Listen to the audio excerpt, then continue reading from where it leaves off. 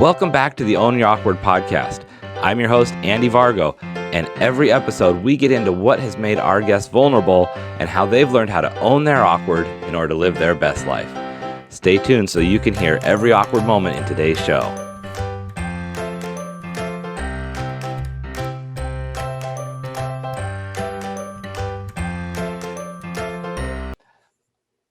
All right, welcome back to the Own Your Awkward podcast, everybody. Today, I am super excited to have my friend Marie Sonneman here. Marie, how are you today?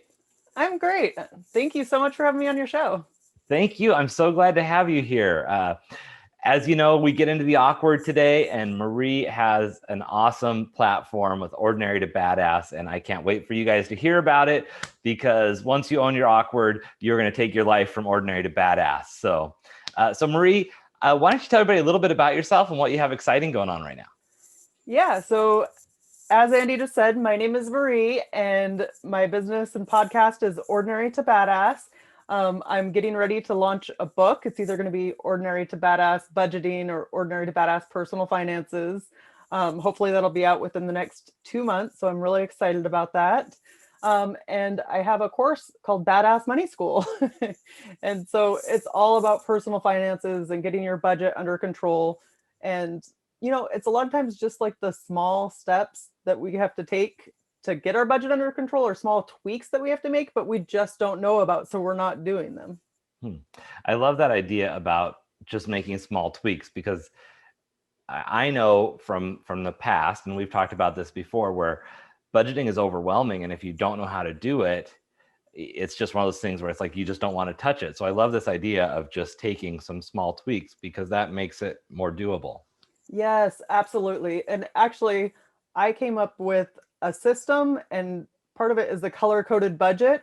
And so, for all you right brainers out there who don't like the technical stuff, the color coded budget is for you, because it makes it a little more artsy and fun and not so strict. But I definitely think when it comes to a budget, it's also about your personality. You knowing yourself and what works for you, and just putting in the practice, because like anything, you have to do it a couple times or several times to really get used to it.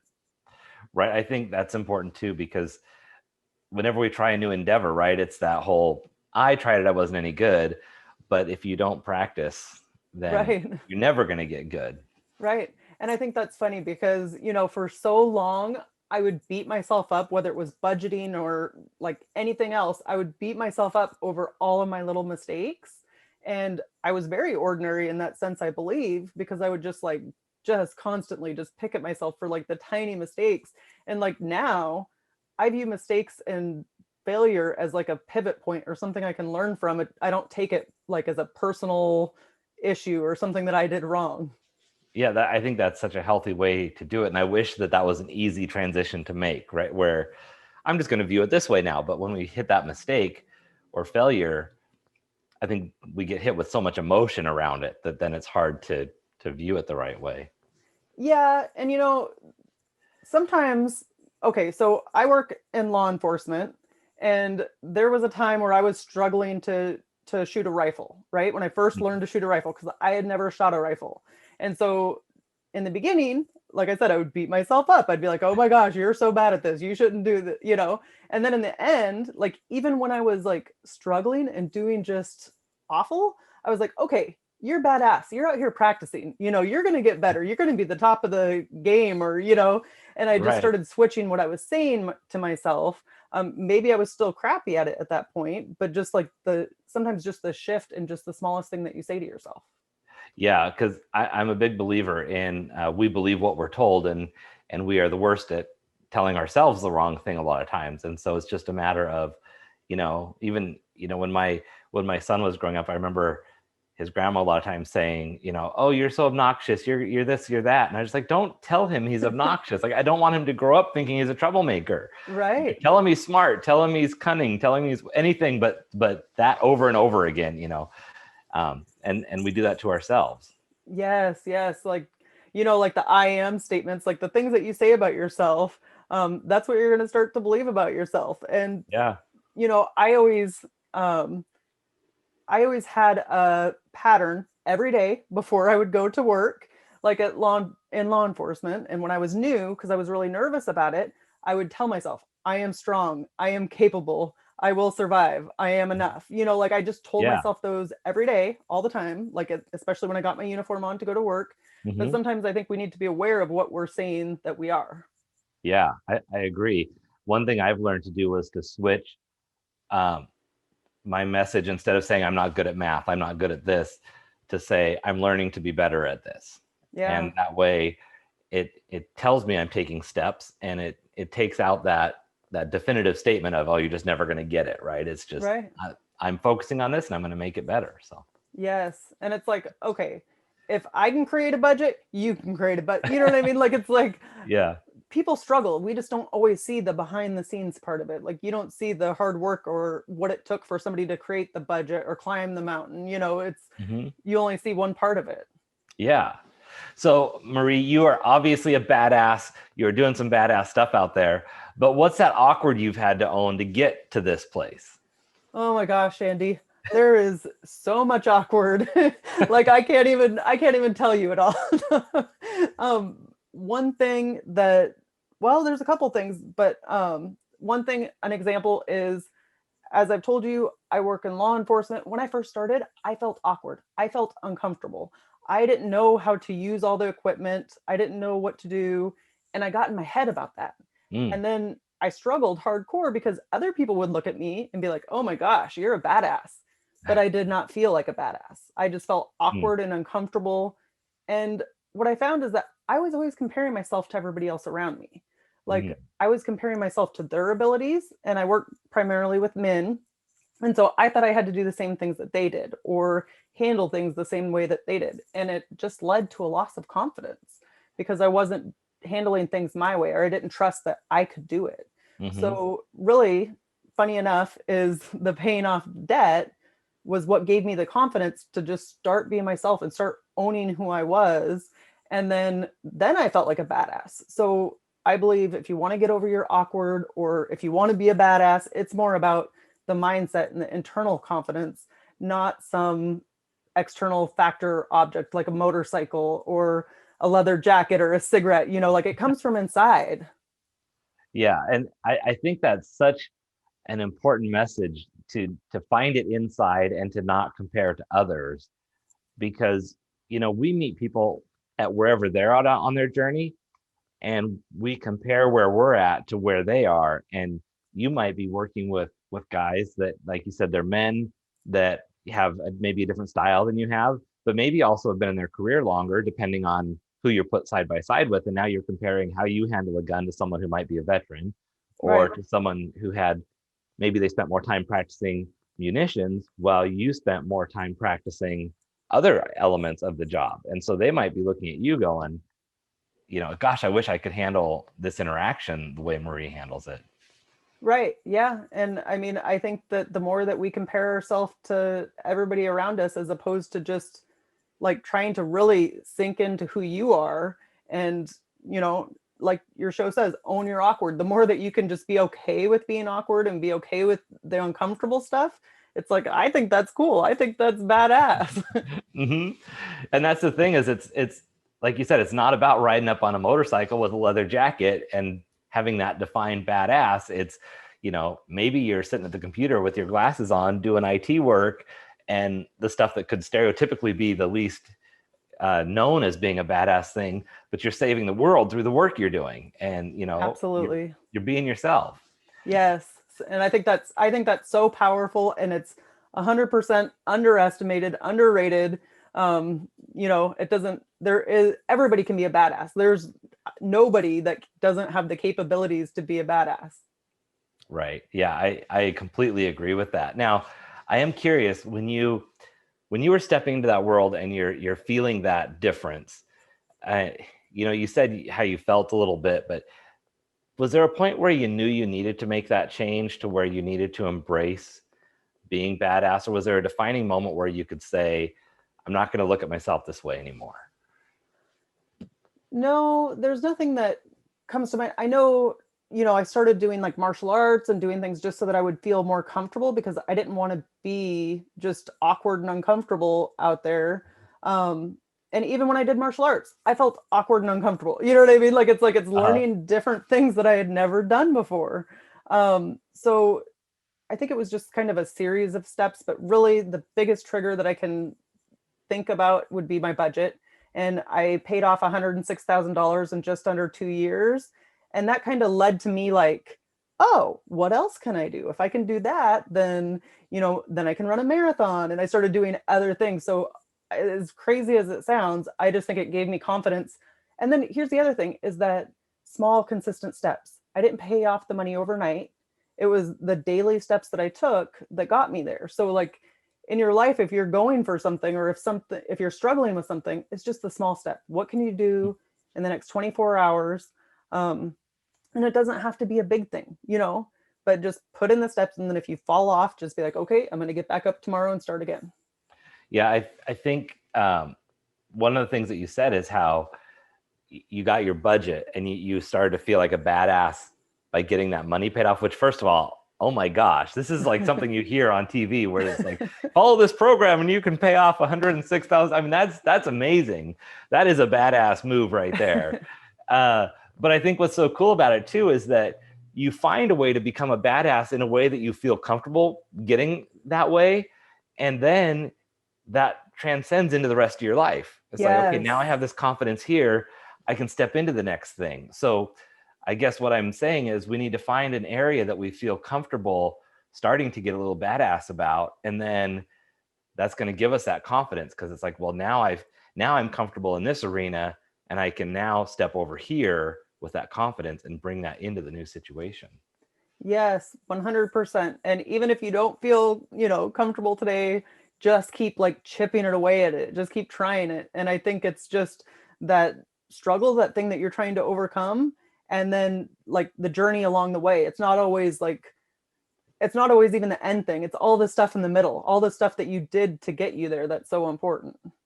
Mm-hmm. Yeah. And that's one of the things I realized as I started kind of coming into my own badassness or owning my awkward was that I would achieve these goals and I would go to bed at night and wake up the next morning after the goals achieved in the same bed with the same pillow, wearing the same pajamas, thinking my life didn't change. Right. And so there's a little bit of disappointment in a way when you're like, wait, this was supposed to change my life and it didn't. But then you go into the rest of your day and you realize that you're walking through it with more confidence. And that's what the change is in your life.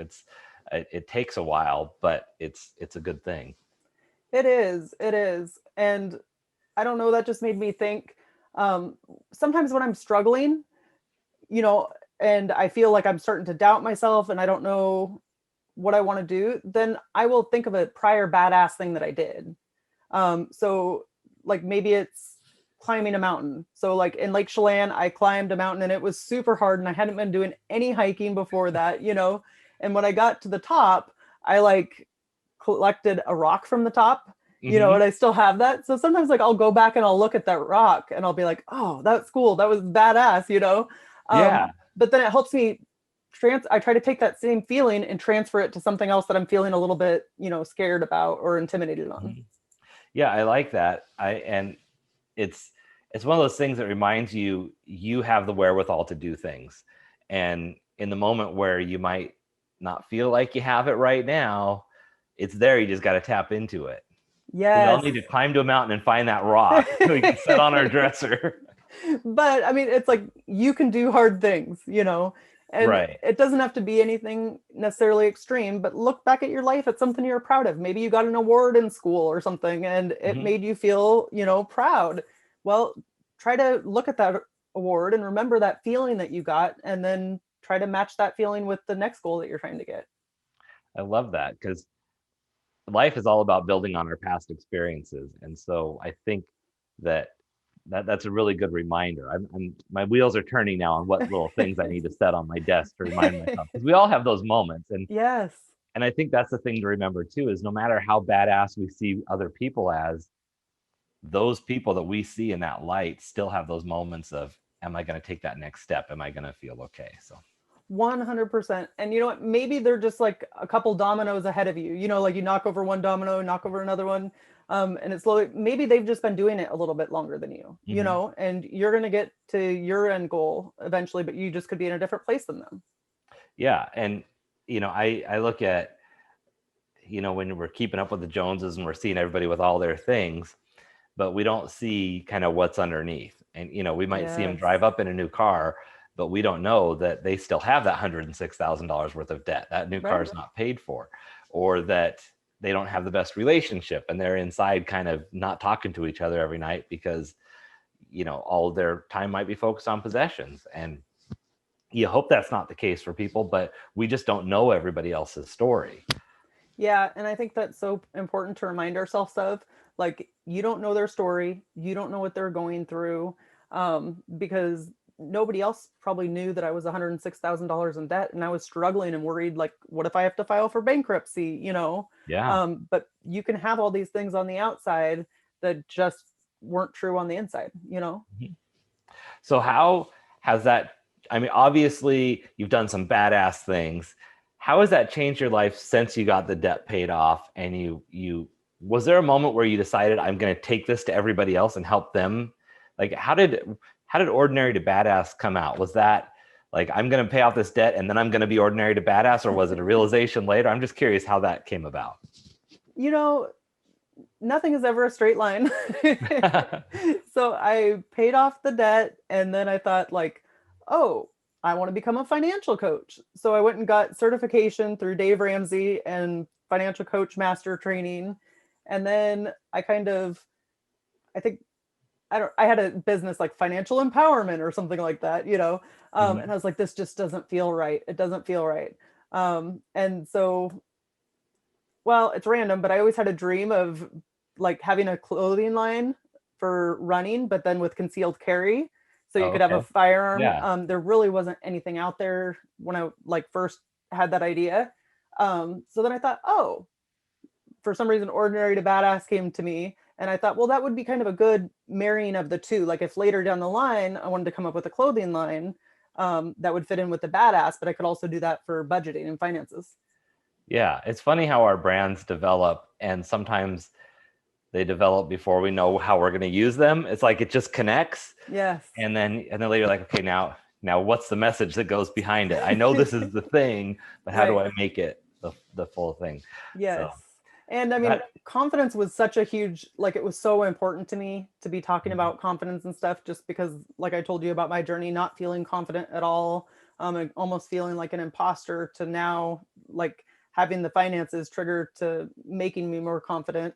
And that's just kind of translated in all areas of my life because I am a huge introvert, huge. Mhm. Unless I know you or friends with you, but it's gotten better just because I've gotten in the habit of talking to people more. Yeah. Well, and I think that, um, obviously you know this, but as a law enforcement officer, you have to put on an air of confidence. You can't have anybody undermine whether or not you're confident in a situation, because if I'm calling an officer because I feel insecure in my situation, I want them to show up confidently and help me get through that. And if I'm a bad guy, they need to be confident in order for me not to undermine them. So it seems to me that would make that struggle even like it would just multiply it so much more because of that type of work. Yeah, yeah. I mean, you 100% want to be confident, but here's the thing. Eventually, like, I mean, I got confident there and, wasn't confident outside of there. Mm. But you keep having to practice something over and over and over, and you get a little bit more confident or a little bit more comfortable doing it. But then if I wasn't practicing it anywhere else in my life, it wasn't going to translate. So you do have Yeah. to put in the hours and put in the work. I think that's interesting. I know we talked about that a little bit ago about, getting confidence, in one area and then taking that badass to the rest of the world. But I hadn't thought about that, in the way like you're just describing it, where we go to work, sometimes we put our uniform on or we show up at our desk and we're very comfortable in that job. But as soon as we step out of that space, or, maybe the boss says, can you do a presentation over here? Right. Or now you have to show up at a family function with in-laws and you're just like, whatever it is, Yeah. like, we have our spaces where we feel confident. And then when we have to step out of that, we're left with our bare selves. And how do we tap into the confidence that we had somewhere else and say, no, I can bring that confidence into this situation? Right, right. And I think it comes with practice. And sometimes you have to push yourself a little bit. Sometimes you have to do the things that are uncomfortable, and just make it a routine of doing it or consistently do it. I think that's key. Now, did you have a time where you tried to bring that confidence and it was hard to do, or where it was uncomfortable and you had to really step back into it outside of the area where you felt confident? Mm, I don't know if I understand what you're asking. Well, like when you first, let's say you felt confidence in one area, and then you say, okay, well now I'm a badass over here, but I'm going to step over here where I feel less badass. Do you have times where you kind of got a little rejection or had to take a step back and keep pushing that forward outside of where you did feel confident? Um, nothing's nothing's coming to mind. I'm sure that there was stuff, just nothing is popping to my mind right Yeah. now. Well, and I guess if that's not coming to mind, that's probably a good thing, because maybe you were able to feel comfortable enough to keep pushing it a little bit, or maybe it wasn't so dramatic that you went home and were like, that killed me to try and do that. Yeah, and I think a lot of it was, listen, before getting control of my finances, I spent my time on the couch watching TV. That's what Mhm. I did. I would sleep in, and I wasn't doing anything to push myself or better myself. And I wasn't even dreaming. It Yeah. was like I was like scared to dream because I was just given up on so much at that point. Yeah. I think it's real. I'm glad you brought up dreaming, because when I was uh, going through my divorce, and before I got divorced, even was seeing a therapist, and one of the questions I asked is, well, what are the things that you are dreaming about? Like, what are your things you're looking forward to? And he was even asking in my relationship, like, what do you guys have on the calendar that you're looking forward to? And and until that moment, I never realized that I didn't have anything on the calendar, and that was so important, and I didn't value having something to look forward to, because I was so focused on just going through the motions and just staying caught up, that I didn't even bother. It's like, well, why bother putting anything on the calendar to look forward to when we're just trying to pay the bills? And if I would have at least put something on the calendar, it didn't have to be really expensive, just, a weekend camping trip at, Right. $30 a night or whatever, that, that would at least generate some excitement and give you something to look forward to. And now I have probably too much stuff that I'm looking forward to, because it's like I don't know where to start. Like, I'm just like, I want to do this and I want to do this and I want to do that, and I'm like making lists and trying to keep it straight, and then I'm frustrated because I can't do it all. So I probably went a little bit too far the other way. But I think that, like you said, to be sitting on the couch without that dream, I think a lot of times that's why we can't become badass, because we can't see it for ourselves. Yeah, and there's a quote out there, and I cannot remember who said it, but it's like, when inspiration strikes, you have to go out there and like beat it with a stick. Like you have to like attack it, Yeah. rather than just like you think of it and be like, I can't do that. Like, no, take one tiny step towards that thing. Hmm. Exactly. And I think that's the thing that I don't know why we don't take that step. I think that we have a lot of fear, and yeah, it's funny. I asked people on social media a couple months back, I polled my followers, and I said, are you more afraid of success or failure? And surprisingly, the results were really mixed. And I want to say they even leaned to success, Mm, like 55% to 40. It was really tight. But for a while, success was even more in the lead by 20 points. And I remember thinking, I know that I asked that question because I was starting to have some success, and that was giving me more fear. And I wondered if other people were feeling that way, because if we have success, we have further to fall. mm-hmm. Yeah. And then like the embarrassment of it all, Right. like if you fail, then it just feels like, oh my gosh, that's so embarrassing. How am I going to go back to work, or how am I going to do this? But it's like, it's human. It's what Right. happens. At least you tried. Yeah. So you've got the book coming out. That's exciting. Um, what what's your main message for when you are talking to your listeners, ordinary to badass? What's the biggest thing you want them to know? I want them to know that they can do it, that they have inside of them the very thing that it takes to be a badass. And you start with like speaking your truth, doing things that are in line with your values, and really start acting accordingly. But don't play small. Don't shrink down because you think that you can't do it or you think somebody else is better than you. Like, no, you got this. Take the first step and make it happen. I mean, all you have to do is take that first step. You can figure out the second step after you finish the first one. I love that. I think a lot of times we're just afraid to take that first step. That's one of the things, I'm constantly telling people, if you want to change the way you live, you have to change the way you think. Yes. And one of the things that I've learned to do is to stop saying that the first step is the hardest part and to say it's the most important part. Yes. Because it's like, we've got to take that step. Yeah. And it doesn't have to be crazy. It doesn't have to be anything radical. Just take the first step. And then after that, plan out a second step. And then you'll feel more confident along the way. Every little step that you take is going to help you develop your confidence.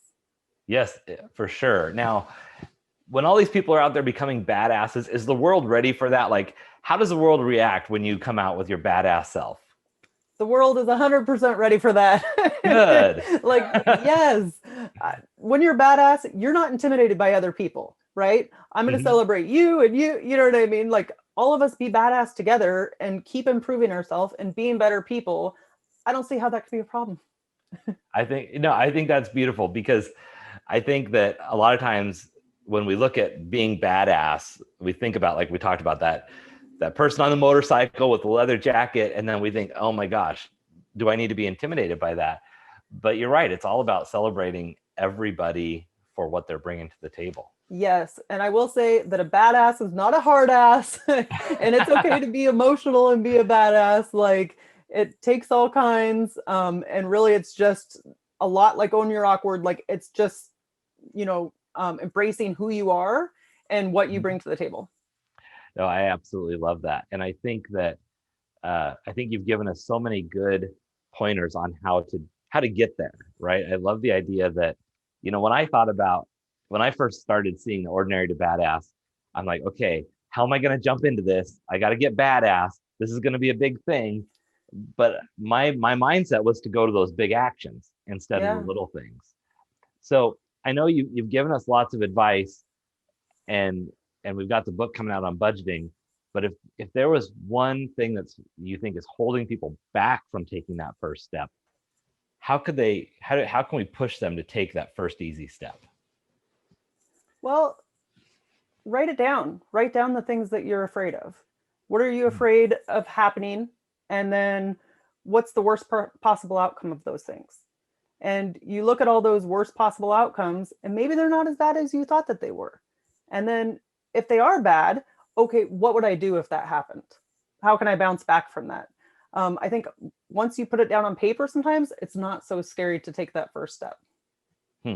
I love that idea of putting it down on paper, because that gives it it makes it kind of takes it out of your mind. Yeah. So it's not floating around telling you that story anymore. And when we write things down, I think we're forced to only write down the fact instead of writing down okay, well, if I do this, like, I feel like when it's in our head, we get in a little bit into that. If you give a pig a pancake book, where, have you heard that book where it's like, it just goes on and on? It's a children's book. So it's like, if you give a mouse a cookie, then he's going to want some milk, and then he's going to make a mess. And it goes through this. It's this very dramatic, oh my gosh, do you dare give anybody a cookie?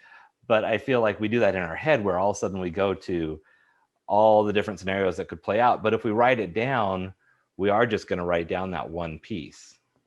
Yes, absolutely. And it makes it a little more concrete. And instead of these wild ideas, or like the unknown is the big thing. Instead of it being so unknown, it's on paper. And chances are it's not as scary as you think it is. And then even if you still think it's scary, okay, you have a plan of what you're going to do if that bad thing happens. Yeah, I know I had to do a similar exercise in the middle of COVID, where I didn't know if I was going to be losing some income. I didn't know several different things that could happen. And I had to tell myself, I can't stress about all of these unknowns, because what I also don't know are all the good that could pop up too. Right. Like, as long as I'm saying, well, this could happen, this could happen, this could happen. Yes, those things that are negative and bad and scary could happen.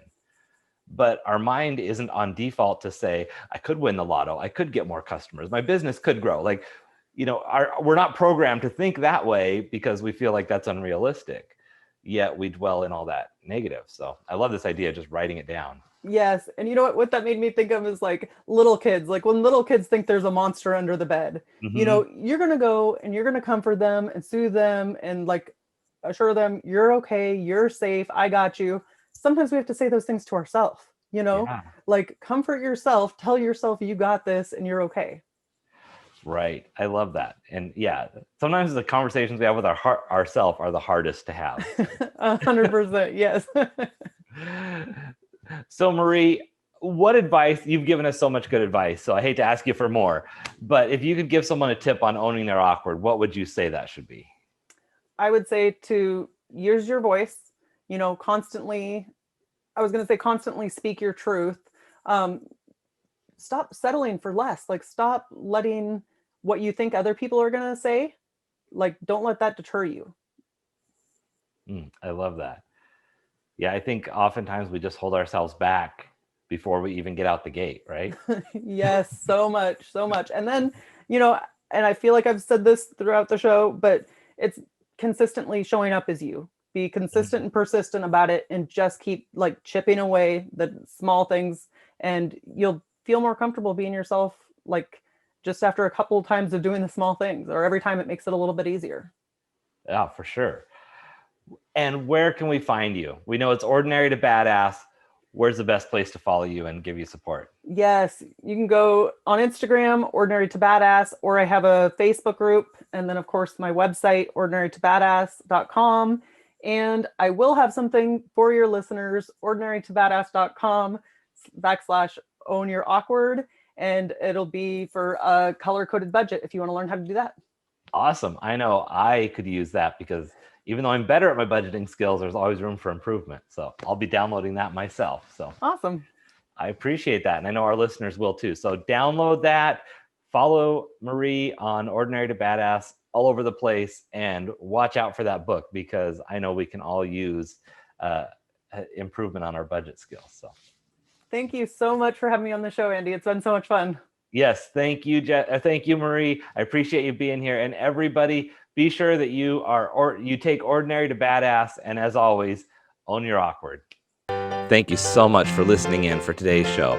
Be sure to visit awkwardcareer.com to continue your journey. And of course, please like, subscribe, and share with your friends so they can find their awkward side and learn how to own it.